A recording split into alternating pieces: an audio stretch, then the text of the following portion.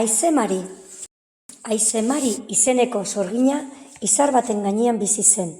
Lo zegoela itsasora erori zen. Eta han, gizon bat aurkitu zuen bere txalupan negarrez. Ardilarru bat zeukan bizkarrean eta beste bat gerritik behera. Arrainak ere ardilarruetan bildurik zeramatzan. Kainabera luze bat atxikitzen zuen eskuetan. Txoan zen gizonaren izena. Aizemari galdetu zion. Zer gertatzen zaizu gizon, zergatik zaude negarrez? Malkoak lehertu eta noela erantzun zion Txoanek. Leizei zulo batean semetxoak dauzkat gozez. Itxaso zabalean bete dut txalupa arrainez. Hautz egin zaizkit gauean, eta orain arraunik ez. Ezin nire semetxoaren gana joan, horregatik nago negarrez. Zorginura guzizona zen, eta gizonaren laguntzea pentsatu zuen.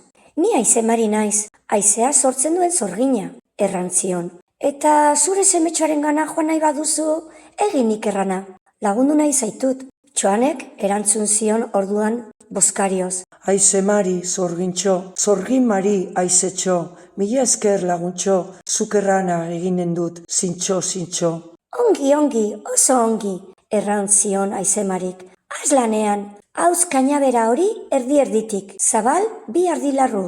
Lot ardilarruen zango besoak, kainaberaren bi puzkei. Txoanek aizemarik erran guzia egin zuen. Orduan, puz eginez, sekulako aizea boakoa sortu zuen zorginak.